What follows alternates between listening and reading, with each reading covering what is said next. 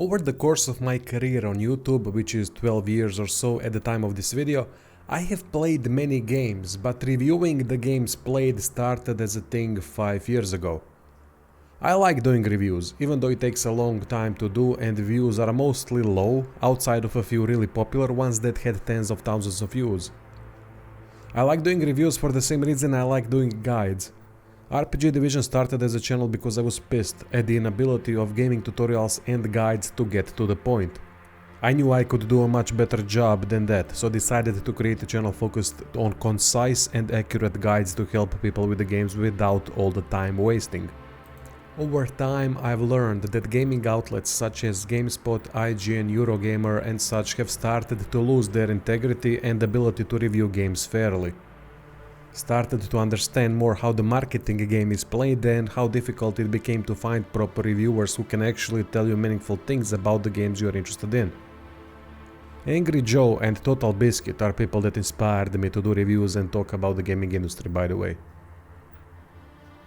So the way I constructed my reviews is by having two scores: current score that determines the level of quality at the time that the game is reviewed, and potential score that the game could possibly reach over time with good updates and patches. Get it, you simple bastards? Goal is to always give the most objective and fair review possible without bias. Scores are always subjective, but aspects of every game can be objectively analyzed. I also think that there is a realistic score range for every game in which all the subjectiveness can be crammed into to still remain realistic and reasonable. In this video there's gonna be games that are reviewed on the channel that have either a current score of 10 or potential score of 10. Going to also revisit the scores to see if I would still have it scored that way. Outside the games that have reviews on the channel, I've played couple other ones here and there, and in the last 10 years or so, from the big ones I remember, 3 games stuck with me the most that I would give score of 10. Those games are GTA 5, God of War Ragnarok and Witcher 3. By the way, started playing Red Dead Redemption 2 but never got to finish it. GTA 5's single player is incredible in almost every way. Controls are not the best, but outside that it's as good as it comes. Ragnarok improved combat over the first God of War remake, and outside of a few weaknesses like pointless experience point system, terrible difficulty design, mostly mediocre puzzles and that one weak part in the magical woods, it's an incredible game that blew my mind. Cinematic brilliance with enough depth to satisfy most. Witcher 3 is also a candidate for a 10. People didn't like the combat, but I thought it was okay and it didn't hurt the game. Witcher 3 has some of the best handcrafted content in gaming history, with everything being unique. Amazing story, open world characters and quests. Alright, enough about non-reviewed games, let's get started. First game ever that was given a 10 was Pillars of Eternity 2 Deadfire. 9 in the current score and 10 in potential score. Deadfire is one of my favorite CRPGs of all time. It has one of the best character leveling systems I've ever seen. Basically they modified Dungeons and Dragons to make it better for a video game, and they succeeded. Brilliant. Combat encounters were awesome, difficulty could be modified and was nicely structured. I even liked the ship combat. Text-based ship combat. It added a different dynamic and a different strategy layer that wasn't too complex, but still deep enough so that we could play with it and reap the rewards.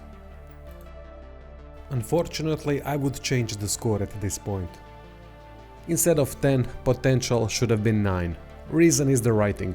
While it's good and still a very high level, it's not as good as some of the other Obsidian games. Too much text, frequently over-descriptive, and it seemed that choices don't matter that much in the end, are the reason that 9 is a more realistic score for Deadfire. Still one of my favorites, with one of the best combat systems and one of the best character leveling systems.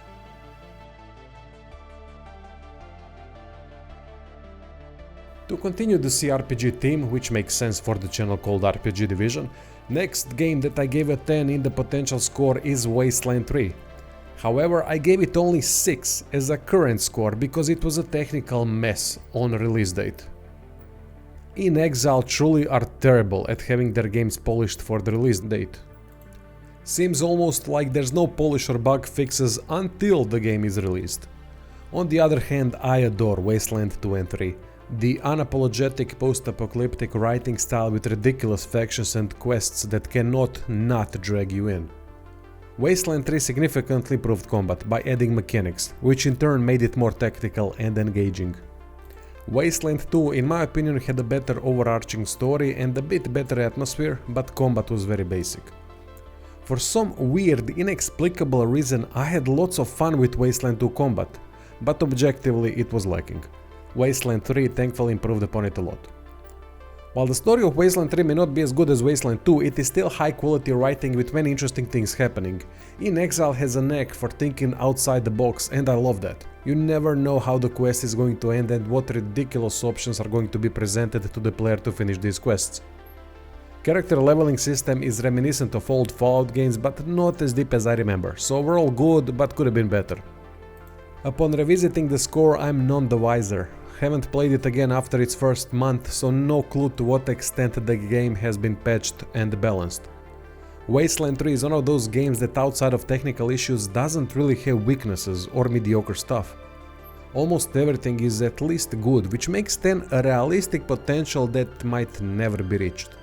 I'm interested to hear from people that have played the game recently about the state of it.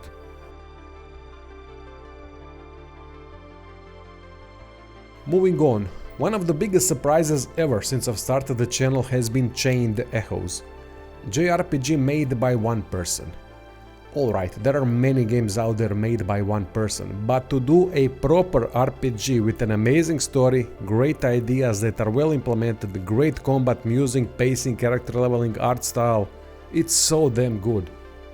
There are games that feel for some reason like it was made by one or two people, but Chained Echoes seems like there were at least 30 to 50 people working on it the whole time. Arbitrary number, but you get what I mean.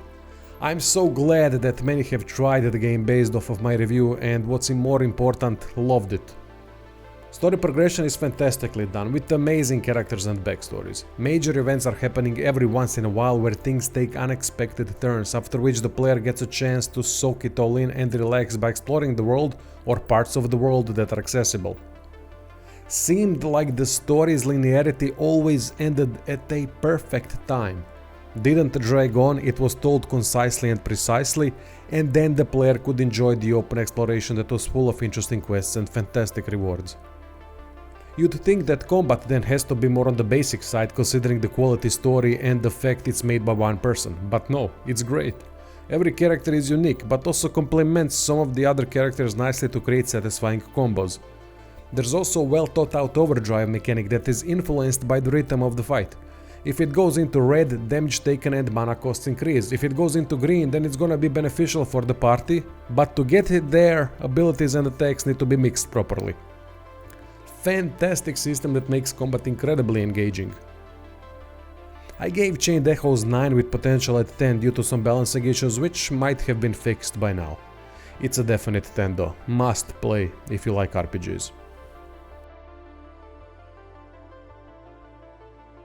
Next game is probably something you've never heard of. Some studio named Larian, never heard of them before, went and made an incredible CRPG with a weird title, Baldur's Gate 3.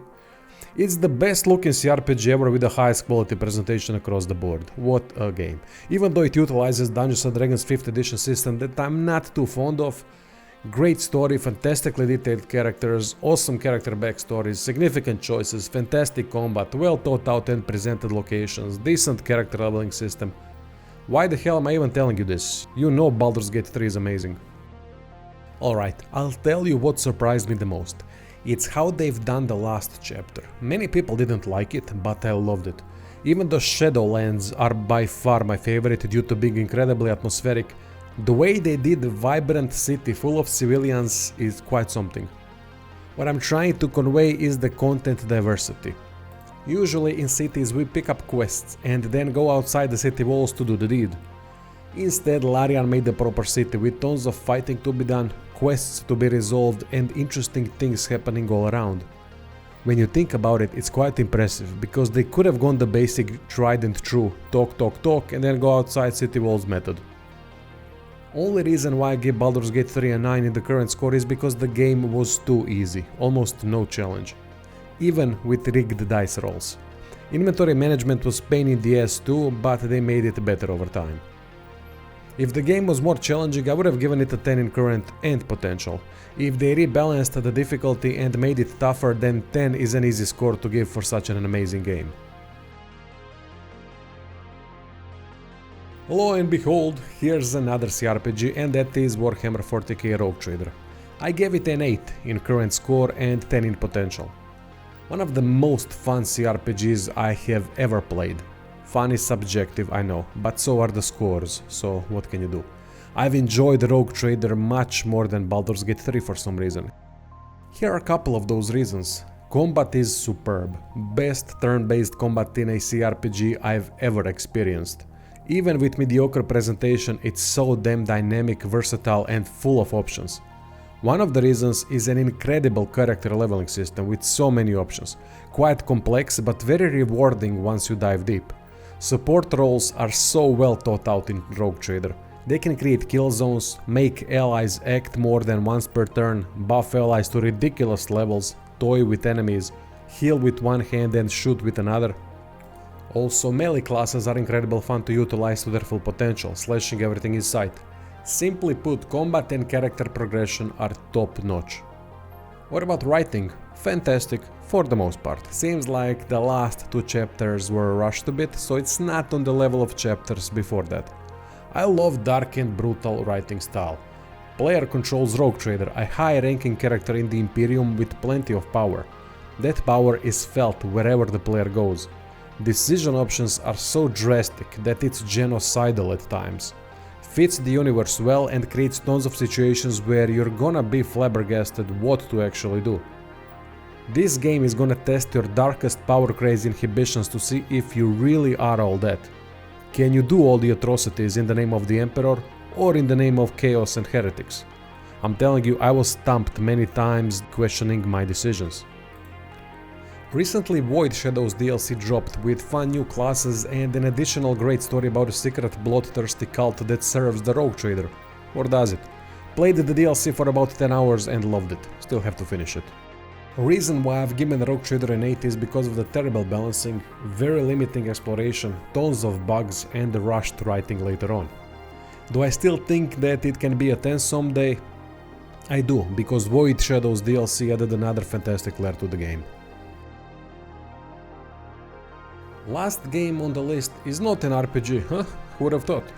It's Tactical Breach Wizards. I don't even know how I've stumbled upon this game, but I'm glad I did. Easiest 10 I've ever given. Story is great when it could have been some generic crap and no one would care in a game like this. Characters are interesting and unique, dialogue can be funny at times. Though what makes this game so freaking good is the gameplay. Each mission is a breach mission with incredible level design. Each level presents a unique challenge that can be solved in many ways. If you're really good, in one turn everything can be sorted in most missions. Then how the challenges progresses is almost perfect. Constant influx of new enemy types set in more and more complex levels.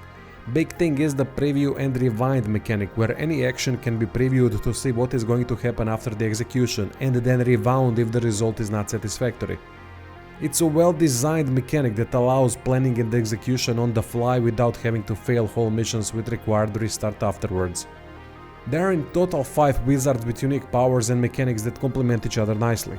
I forgot their specialties to be honest, so can't go into more detail, but the most important thing is that they could wreak havoc on every level when paired nicely with others. Tougher enemies need special tactics to deal with, but with 5 unique wizards there's going to be lots of ways to deal with any problem. Can't recommend this game enough. It is also my 2024 game of the year. Anyway, since the reviews have started until January 2025, these are the games I've reviewed with 10 either in current score or in potential score. I am truly hoping for more such high quality games in the future. Would make me really happy if there would be more frequent candidates for the score of 10 each year. Problem is that I also don't play that many games every year because of staying with one big project until the guides have been finished. 2024 already has more reviews than any of the previous years, so the goal is to top that. Check out the description for Patreon, subscribe to our merch links, and thanks for watching.